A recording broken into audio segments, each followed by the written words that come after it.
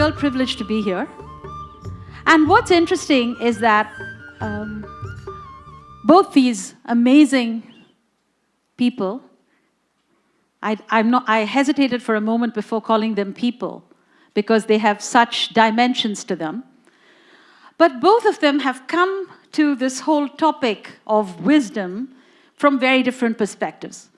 Dr. Chopra comes at this as a doctor, as a scientist, and a very eloquent seeker, and has sort of given us so much to think about, coming at it from a scientific basis and then moving into many more theories and thoughts. Sadhguru comes at it as a mystic, as somebody who has been, who has sort of seen some of the unknowable and has come to us with a whole bunch of knowledge from that angle. But essentially, the three broad perspectives, they say, and that's just to set a context, and then we can get into the questions, is number one, they say, look, you have to look at the world through a different prism. You have to change your whole prism through which you view your own life, is a broad theme. The second broad theme, if you like, and it ties all back into modern wisdom, the second broad theme is that if you were able to do that, you would have unimmeasurable benefits for the body, and Dr. Chopra has been the expert in talking about the body, and Sadhguru as well, for the mind, because how you experience life is who you are, and then that creates a ripple effect because it makes you better people, and then you could create a better planet. So that's theme number two.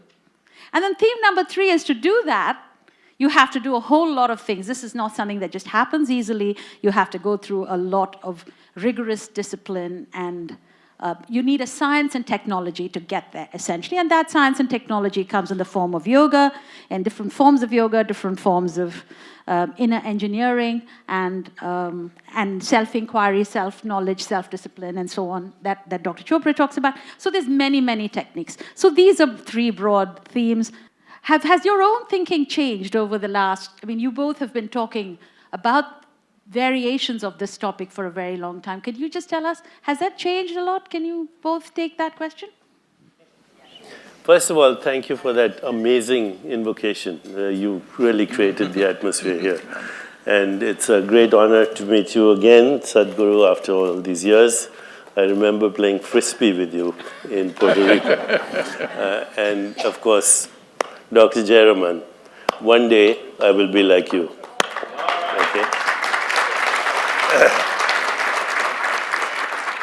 So yeah, my thinking has changed in the sense that when I started moving out of mainstream so-called scientific thinking, I was trying to establish in my mind the connection between mind and body.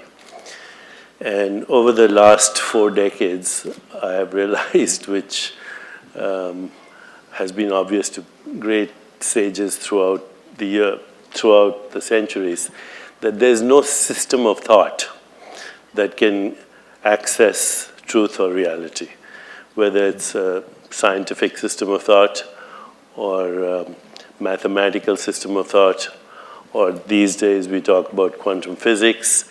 None of these systems of thought can give us the experience of reality, because reality is beyond thought. Reality is inconceivable to the mind. These systems of thought, even scientific systems of thought, create models of reality. Not reality, but models of reality.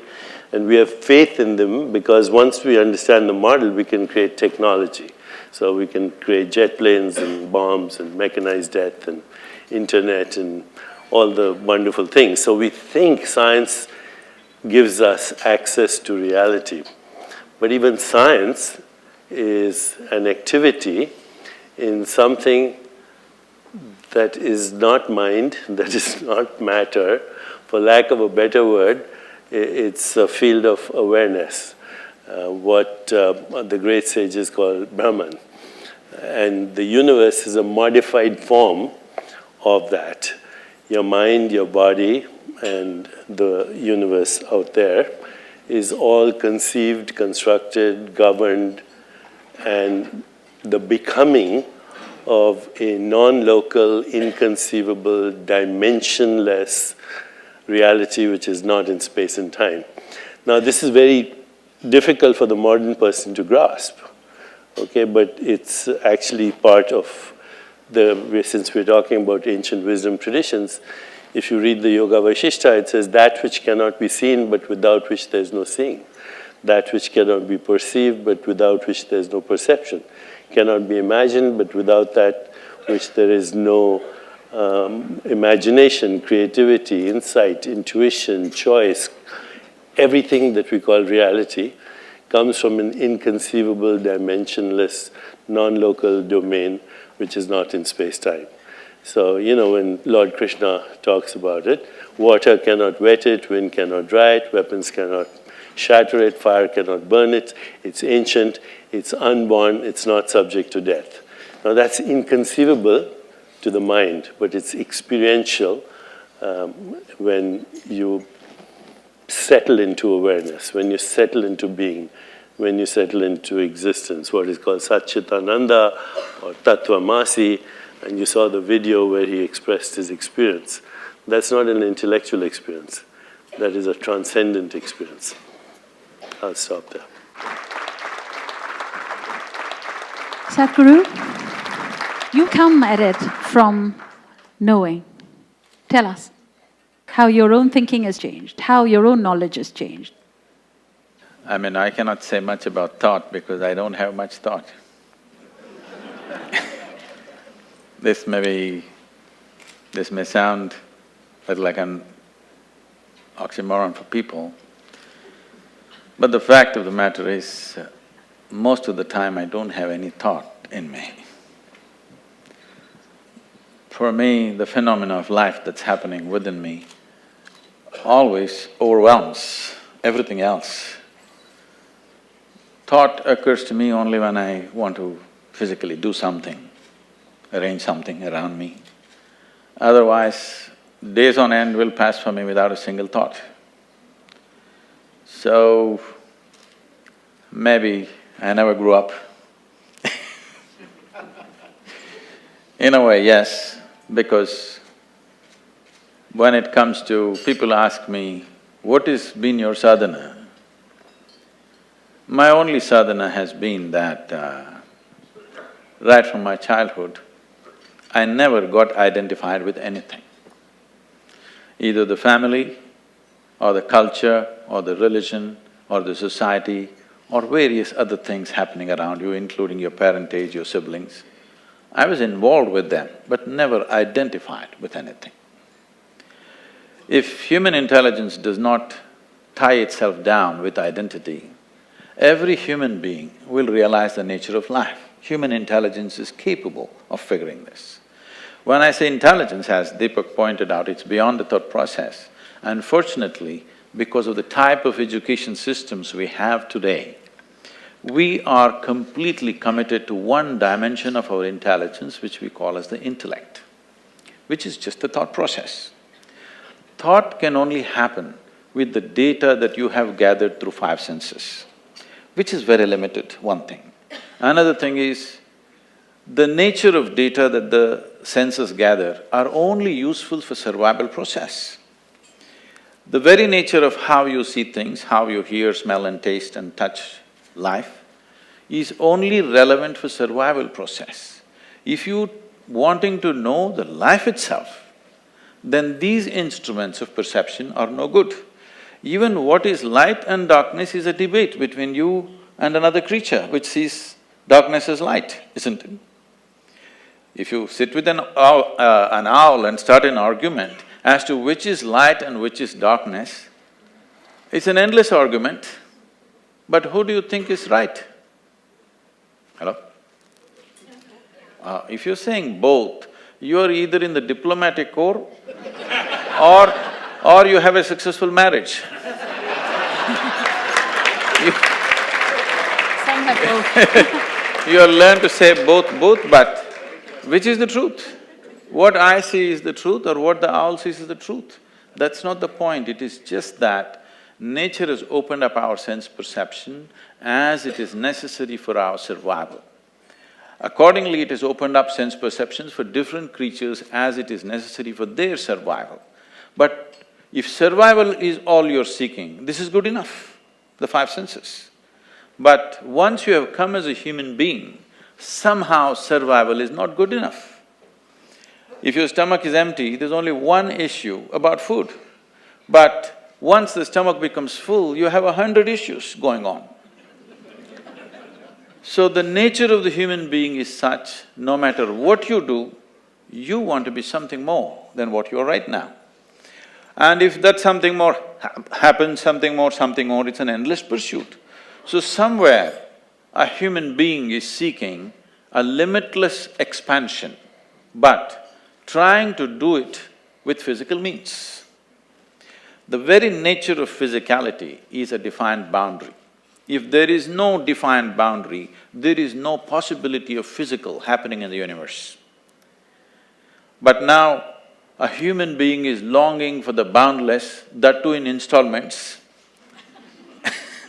and through physical means. Through the boundary, you're trying to become boundless.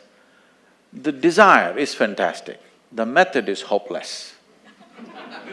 Because the moment you identify yourself with something, your intellect's work is just to protect that identity. If you… whatever the identities of nation or family or gender or race, religion, whatever, the moment you identify yourself with something, your intellect will only function around that to protect that. So, it is a certain type of prejudice the moment you're identified. So, the only thing I did with my life is, I never identified myself with anything, and life just exploded within me in ways that thought seems so puny that I do not indulge in thought most of the time.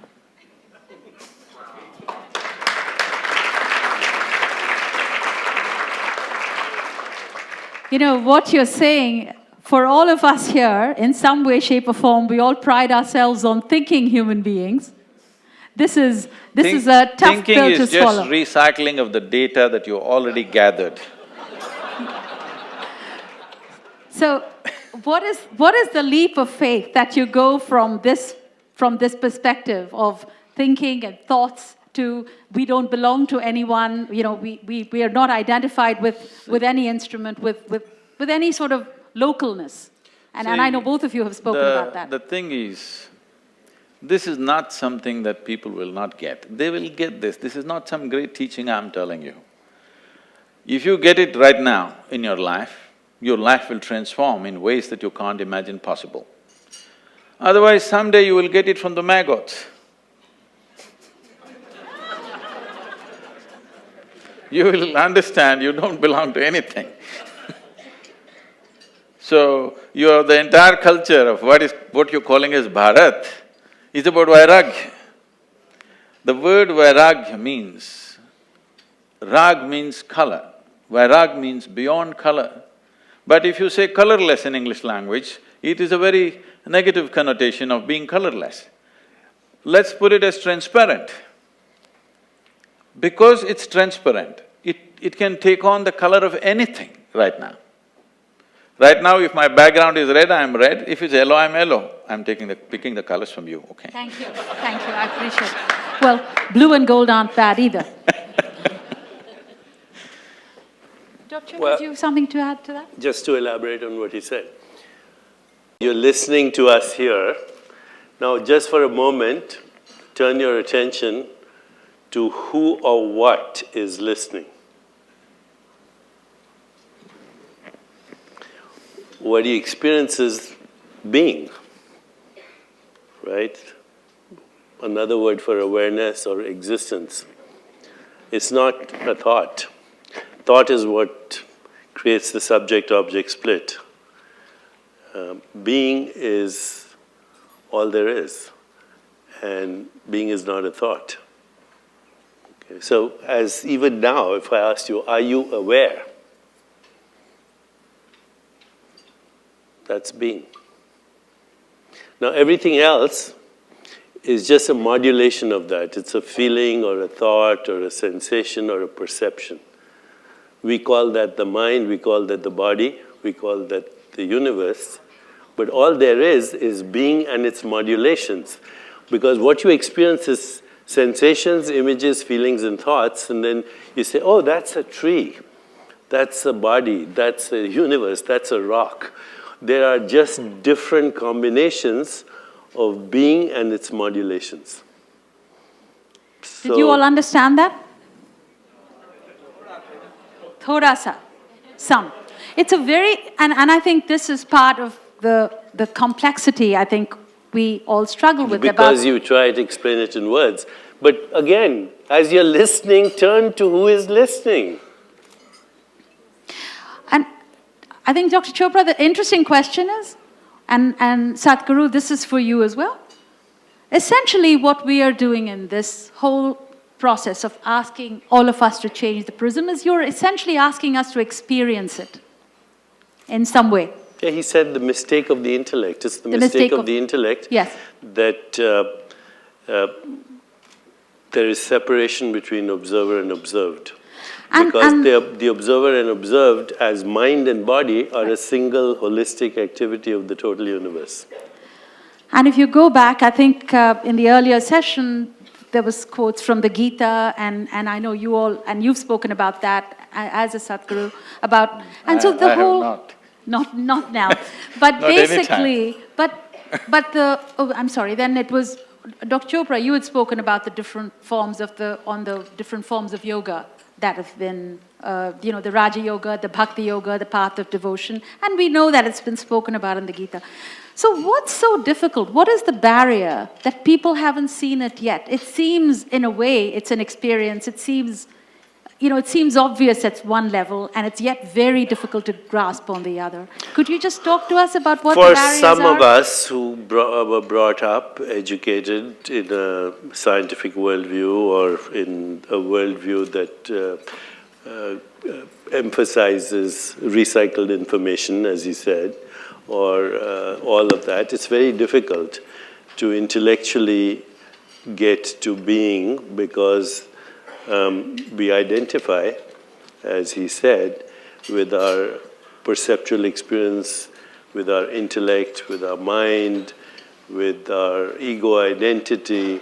So it always seems a struggle till one day you stop struggling and you're there. And as he said, he never identified with anything. Once you identify with a thought or with a perception or with what you think is a knowing or a sensation or an emotion, then you're in time. Thought is in time, but being is not in time.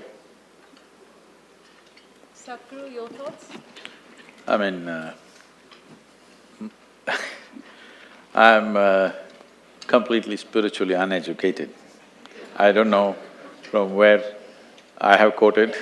I have not quoted generally, except the grandmother Gita that's around us. I have to admit that I have neither read the Gita, nor the Vedas, nor the Upanishads, nor even the Yoga Sutra. I've never studied anything. The most profound literature that I read, I read English literature just for fun because I like the language. Otherwise, the most profound stuff that I read is asterisks. Is what? Asterisk. Asterisk comics, yeah. Because why I'm saying this is,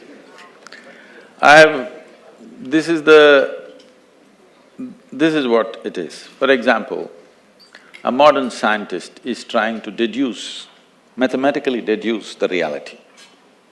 Everything has to fit in to his math, and he will deduct everything and say the entire universe is one. But it's not in his experience. A religious person will say, God is everywhere, so everything is one. But it's not yet in his experience. He believes. One is making deductions, another is believing. A yogi is a hard nut who doesn't believe anything, who doesn't want to deduce anything. Unless it becomes real within him, it's not real for him. So, because of this approach, I never found the need to read anything spiritual. If I read something, it may be a news magazine or literature or something else, but never anything spiritual, because I never wanted to clutter my own clarity with anything outside. And the only thing, the only and only thing I know is, I know this piece of life from its origin to its ultimate, and that's all. Because you know this piece of life, by inference, you seem to know everything else. Today there is a certain theory coming out which is called as the constructional theory. What they're trying to say is, whether you take an amoeba or a human being, whether you take the atomic or the cosmic, the fundamental design is same. It is just the sophistication and the complexity is multiplying. So if the fundamental design is same, if you want to know the entire universe, you just have to know this. And this is the only thing that's available to you, accessible to you. When I say this is the only thing available and accessible to you, see, right now you believe that you can see me sitting here, but that's not the fact of the matter. The fact is, light is falling upon me, reflecting, going through your lenses, inverted image in the retina, you know the entire story. So if you see me only within you. If you hear me only within you. Whatever ever happened to you, light and darkness happens within you, pain and pleasure happens within you, joy and misery happens within you, agony and ecstasy happens within you. Right now if I touch your hand, you think you're experiencing my hand. No, you're only experiencing the sensations in your hand. Or in other words, the entire human experience is happening within you. The very seat of your experience is within you. What is happening within you, at least you must be able to determine. What is happening within you must happen the way you want it. If what happens within you happens the way you want it, suddenly your ability to create what you want to happen in the world also is tremendously enhanced. Not because you know the world, because you know this. This is why realization was held as the biggest thing. You must understand it's realization, it's not an achievement, it is not an attainment, it's a realization. Realization means it's always there. I was stupid enough not to see it, suddenly one day I saw it. That's what realization means. Never we said any inner things or accomplishments or achievements, they are not any kind of peak climbing. It's just a realization, it's always been there. It was always been there to see. So everybody is quoting Gita, let me also quote. At some point it seems Arjuna asked, I don't know, it's been whether made up by somebody, it's really in Gita, please correct me if it is so. It seems Arjuna asked that, where is this truth that you're talking about? This intangible, unperceivable truth, where is it? It seems Krishna laughed and said, it's at the tip of your nose. Now there are many schools of yoga which are intensely focusing on the tips of their noses and getting headache. Try and see. What he is trying to say is, it is the most obvious thing. The most obvious thing, if you pay attention to your existence, not to your thought, not to your emotion, not to the arrangements of life that you've made around you, if you pay attention to the nature of your existence, it is the most obvious thing. It's at the tip of your nose is a metaphor in India that it is the most obvious thing. But by focusing on the tip of the nose, enlightenment will not happen, headache is guaranteed.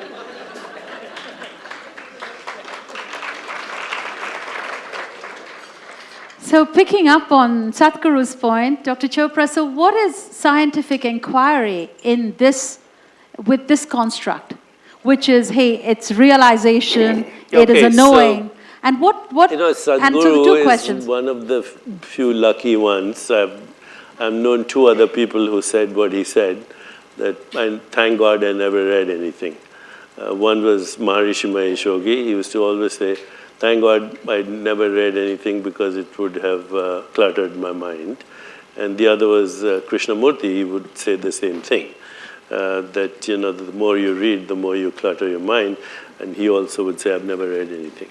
So that's unusual. He happens to have fallen into existence because he fell into existence, okay, or awareness, or whatever you want to call it, being. I was not, I struggled, okay. I read all the scientific literature, medical literature, psychology, Jungian psychology. I read the Bhagavad Gita, every single translation. I read Rig Veda, I read Yoga Vasishtha, I read Kashmir Shaivism, Vedanta, all of that. No, you shouldn't. Your mind will get cluttered. So at this stage in my life, I also want to know what they said in the past. Yeah, well, they said what you're saying. I mean, they said exactly what you're saying. But for me, as a person who had been trained to look at things scientifically, it was both a struggle and a need, because reality is not a map, and yet science gives us maps. The Yoga Vasishtha gives us a map, Patanjali gives us a map, the Bhagavad Gita gives us a map. Some of us need maps. Okay, if I'm going from here to Boston and you give me a map, a road map, or a contour map, or a sea map, or an air map, and I take the road map and I get to Rhode Island and it works. Now I get this. I think the reason why I didn't read the maps is, I met someone who was a GPS. That's good. But GPS is also a map, right? Sadhguru, I thought you said GPS is the guru positioning system. Yeah. It's your term. So once you use a map and it works for, the map seems valid from here to Rhode Island, then I assume, poor me, who's not had this experience of falling into the place of no thought, then I say, if the map is working up to here, maybe it works from here to there as well. So it's a kind of a psychological validation. And I'll just stop in a moment, but for the last 10 years at our center, when we teach people to sit in reflection, contemplative self-inquiry, or transcendence, or take them through what we call the wheel of awareness, vipassana, or body awareness, or awareness inside the body, or awareness of mental space. We've been doing it now for 25 years. But last 5-10 years, we've been able to look at the brain, we've been able to look at gene expression, we've been able to look at cell markers of aging, telomerase, telomere length. We've been able to look at what are called inflammatory markers. In other words, everything that's happening in the body at a biological cell level. 23,000 genes, 3.3 million bacterial genes. Actually, your body is more bacteria than it is human cells, the microbiome. So we're looking at those genes.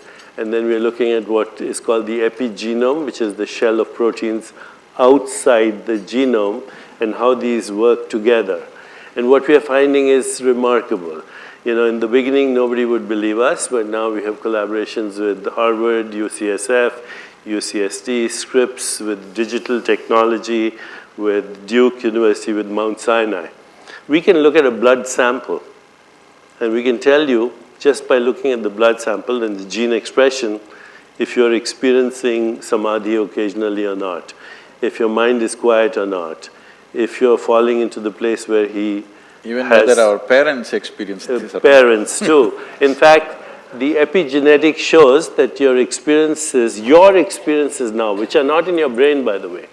Everybody says, my experience is in my brain. It's not in your brain. Your experiences are not in your body. Your experiences are in a non-local consciousness, which is not in space-time.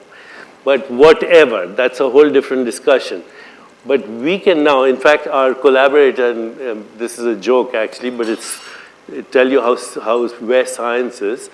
One of our collaborators, who's Eric Schott here in Mount Sinai, he does genomic expression, he does RNA transcription, he looks at what is called the transcriptome. He showed a slide. He says this is a genetic signature of people who are experiencing samadhi. And these are people that he had studied at our center. So somebody asked him in the audience, they said, Dr. Shah, do you meditate? He said, no. He says, are you going to learn? He said, no. He said, but you just showed us the signature, the genetic signature of somebody who does. He says, yeah, but I'll figure out how to make a drug out of this. So what Deepak is saying is, if your children are brats, it's you.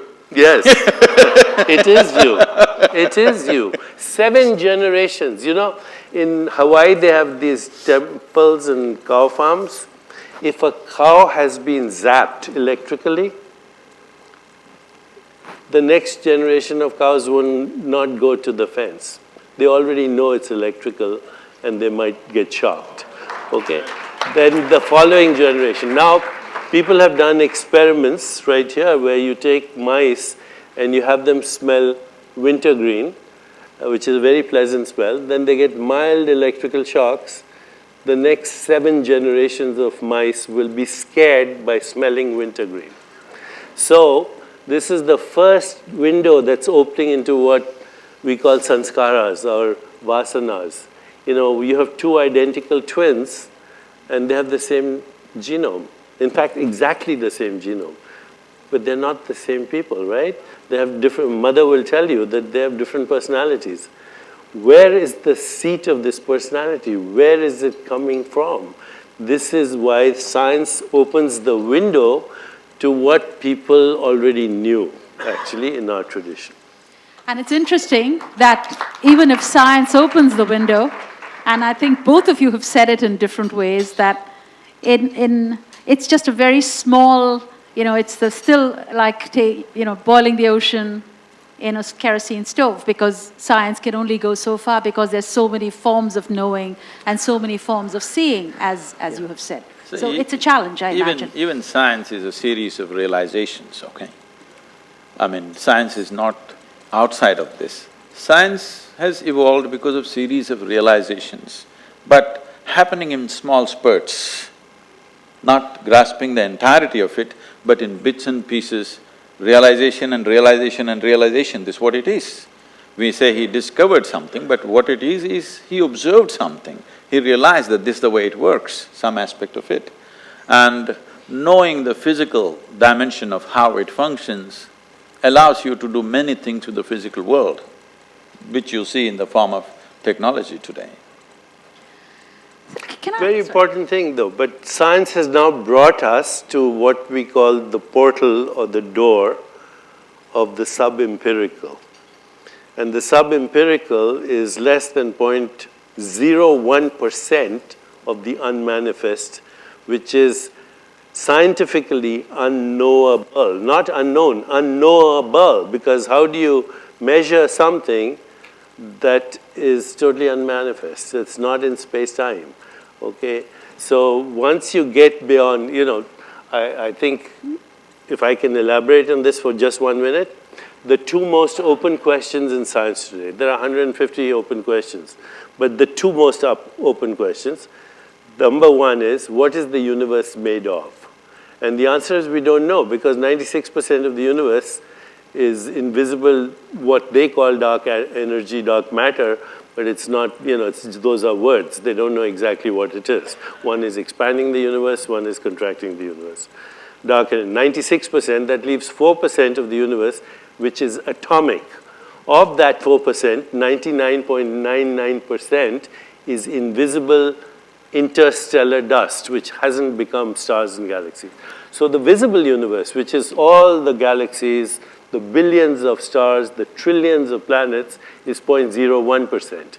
Now that 0.01%, which is made of atoms, is made of particles, but particles, when you're not looking at particles or when they're not interacting with other particles, they disappear, they become waves. So what's the universe made of? Nothing. And this is a scientific fact. The second open question is, where does consciousness come from? And scientists are struggling because they think consciousness is a production of the brain. Just like, bile is a production of your gallbladder, or acid is a production of your stomach, pancreatic juice is made by your pancreas. Oh, so consciousness made by the brain. So they keep struggling. This is called the hard problem of consciousness. Sadhguru mentioned photons. Okay, this is the hard problem. This I'll just stop in 1 second. But right now you're looking at this. This is blue, this is red. You're seeing this beautiful shirt. What's coming to your eyes are colorless photons. What's going to your brain is an electrical current. What's happening in your brain is chemistry. You're not experiencing chemistry or electrical currents. You're experiencing a three-dimensional reality in space-time. No one knows how that happens, so they keep struggling and struggling. If I ask you to imagine a beautiful sunset on the ocean, do it right now. You see a picture. There's no picture in your brain. So, the fact that the brain produces consciousness is just an idea. Nobody has ever proved that. Consciousness is not in the brain. The brain is in consciousness. The body is in consciousness. The mind is in consciousness. The whole universe is in consciousness. And you cannot get at it through a system of thought. For this, to further, make it into an experiential process, what Deepak said just now. You obviously cannot access it with thought process because thought is an accumulated information which you're recycling according to your convenience. Right now, our ideas of who we are, or what I am and what I am not, is determined by this. If you just do this simple experiment right now, take your right hand and touch your left hand, please, all of you. Can you do this? Is that you? Is that you? Yes. Just touch the chair on which you're sitting. Is that you? Oh, who's this? But it is. You own the… It is. Now, in your experience, this is me and this is not me. The basis of this experience is coming from this. Where there is a sensation, you think it's me. Where there is no sensation, you think it's not me. Right now, the water in the glass is not you, but if you consume it, it becomes you. And these whatever number of kilograms you carry right now, all this was all over the planet, and today it's me. The air that you breathe, what is not you is becoming you. The food on your table, what is not you is becoming you right now. This moment, what is not you, in a couple of hours it becomes you. So, your experience of myself is basically the boundaries of your sensation. The nature of the boundaries of sensation are such, if you allow your life energies to be in a certain level of exuberance, you will see the boundaries of your sensation will expand. You can just know this just by rubbing your hands and holding it like this, you will see something begins to happen between your hands. There are sensations transmitting between the two hands. Or if you've been very joyful or ecstatic at a certain moment, you will see sensations seem to be all over the place. If you create a certain system within you where your life energies are kept in a certain level of exuberance, then the sensory body will expand. If the sensory body, let us say, became as big as this hall, then you will experience everything in this hall and everybody in this hall as a part of yourself, like you experience the 5 fingers of your hand as yourself right now. So what is referred to as yoga is, the word yoga means union. That means you experience the entire universe as yourself. This is happening because you are in such a state of… you have found a mechanism by working with the body, by working with the mind, by working with the emotion and energy, you have set up a step-by-step system within yourself where your energies are kept at such a level of exuberance that your sensory body is as large as the universe. So if you sit here, you experience the entire universe as myself.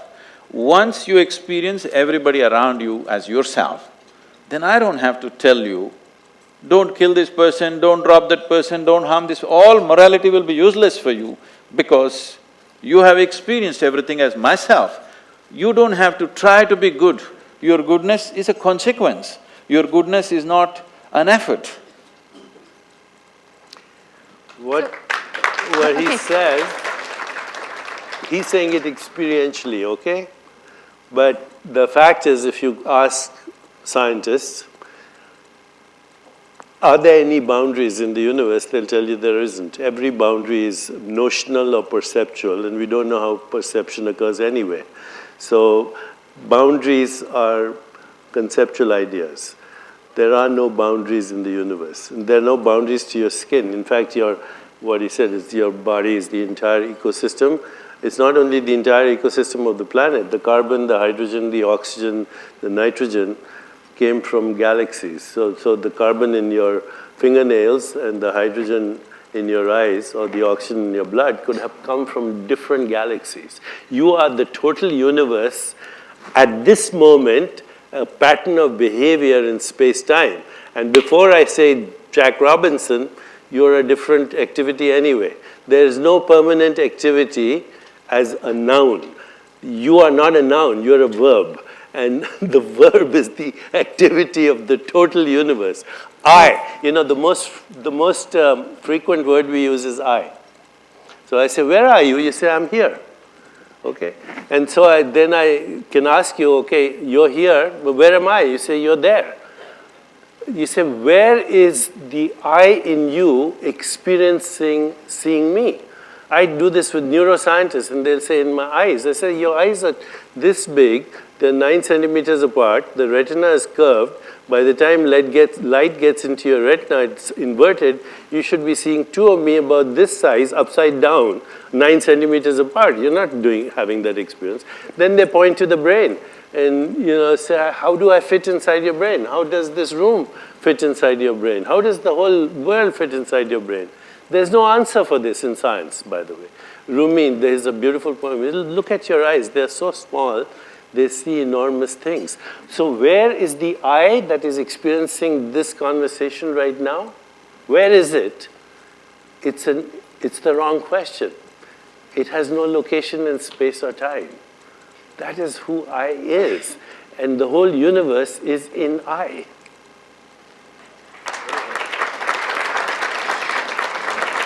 So just let's wrap up this segment of the discussion. If you had $10 billion to spend on scientific exploration or giving experiences to people to get their own path of realization, where would you spend it? Both of you. Well, I want individual answers. 10, 12 words or less. The answer is obvious, experience, but I would have a problem with that because I work with scientists. I'm going from here to a conference on science. I need to be able to talk to my peers. Okay, so while the answer is experience, and experience doesn't cost $10 billion, I would probably go science just because I'm still struggling with my scientific peers. Sadhguru? The experience has not become widespread because there is no infrastructure.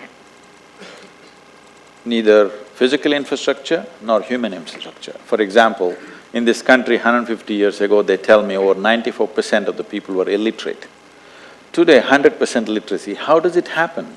Because somebody built the schoolroom, somebody trained the teachers.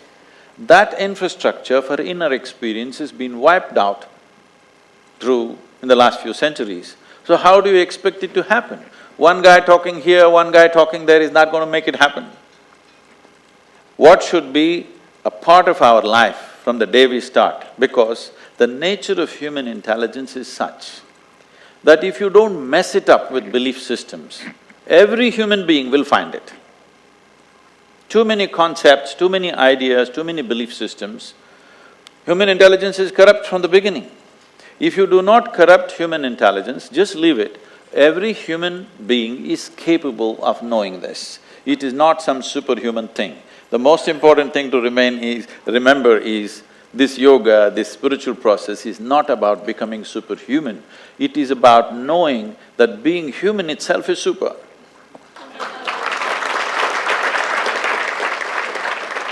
What's your definition of success? Success is the ability to love and have compassion.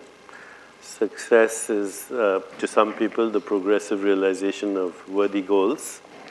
Success ultimately is knowing who you are. Sadhguru? If you can be blissed out no matter what's happening around you, if you can be involved and still not be affected by what's happening around you, not by removing yourself, you're absolutely involved but untouched by the process of life, I think that's success. second question, where we'll go a little bit into the world phase. What advice would you give Angela Merkel today? Compassion or sovereignty? It's obvious, compassion. There's no such thing as sovereignty. I think all nationalism is a sophisticated form of tribalism. I think your essential being has no religion, no race, no gender, no assumed identity. It's pure consciousness. So obviously I would say compassion. Let them all in, the migrants you Being a very big economic force, what she's managing right now, I would say if they do not invest in conflict, we won't even need their compassion. People will be fine by themselves. You should stop investing in conflict. I have heard people going to Sudan and trying to stop conflict there, conflict here, leave all this. You know who is supplying the guns, you know who is supplying the ammunition. Every day you see these terrorists or whatever shooting in the sky, obviously there's no dearth for ammunition, isn't it? They're not even shooting at the people. They have lots of it, they're shooting the sky. So obviously, someone is continuously supplying. We know where it is manufactured. I will give you the addresses if you want. Just stop it. Stop the supply of ammunition. You can't take away the guns, all right? You can take away the ammunition. At least hacking down people, they will get tired at least. Right now, there is powerful mechanisms to do this. So if you do not invest in conflict, if you do not invest in creating problems in the world, we will not need your compassion.